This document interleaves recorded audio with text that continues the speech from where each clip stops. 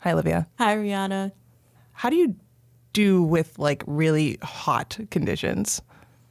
Oh, I hate it. Fun fact. So in high school, I was in marching band. I did color guard. And in the summertime, we had band camp. So for 2 weeks straight, we practiced for like 12 hours each day outside Oh my God. in the Georgia heat. And you like, were wearing, I imagine, like, well, you probably were rehearsing, but listen, you would think, right? We were wearing like shorts and tank tops, but because we were the color guard, to like look at us from up above, which is what marching band like does to make sure we're in the right formation. Our color we had to wear was black. oh my God. Why would you put Why? you put us in black Yeah. in the hot Georgia sun? Ugh.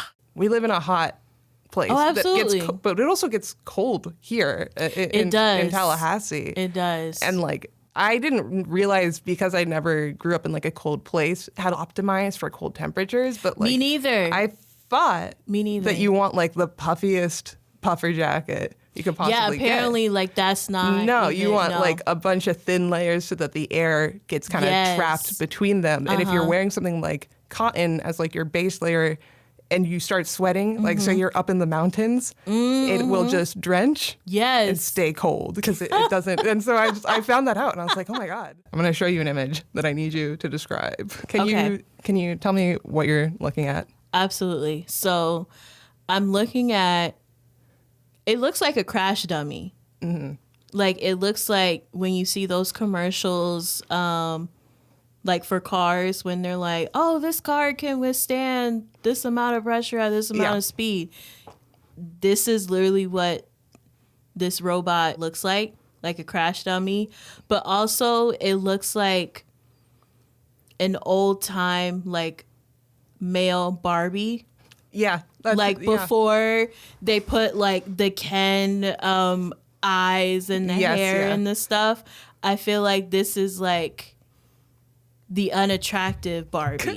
And it's human size. What you're looking at, his name is Andy. I know he doesn't have a face, so but his name is Andy. And it's a robot that's used to test extreme temperatures. So if you're like a firefighter or like a race car driver, I don't know if you ever heard this, but I think F1 drivers lose a few pounds of sweat because of how extreme imagine the heat is. So to be able to design clothes, they use Andy, who can sweat and shiver and respond to heat. This is for all of the fashion industry out there. I'm just going to put it out there in the universe. Can y'all get on the same page about sizing your pants? Oh my God. And also, ooh, this is a hot take, but I really feel it. As women, we want pockets. Yeah. We want deeper pockets. Exactly. Please. Exactly. In our pants, in our skirts. Put them in the dresses, okay? Because that defines if I buy a dress or not, True. if it has pockets. I know. I'm like, grab it. And in our jackets, why are you giving us these small pockets? Or you ever get the pants that like you think it's a pocket, but it's just the out. It's fake. They're lying. That should be illegal. That's what I'm saying. I'm lying. like, for the fashion industry out there, give us pockets. Stop giving us fake pockets. Yeah. Like our phones are getting big now again. Mm-hmm. Oh, true. So it can't. The small pockets are not gonna cut it. No. Yeah. And then if you guys can get on the same side for like sizing your pants, that'd be great. Yeah. Because the ranges of sizes that I am in pants, it doesn't make sense. It doesn't make any sense. It doesn't, yeah. So we have requests, right? Listen, I'm like, oh, textiles, you guys are great, but I have some notes. This week, we meet a sweating mannequin who helps save firefighters from injury. Sweating thermal mannequins on their own are quite rare. There's, a couple dozen maybe worldwide.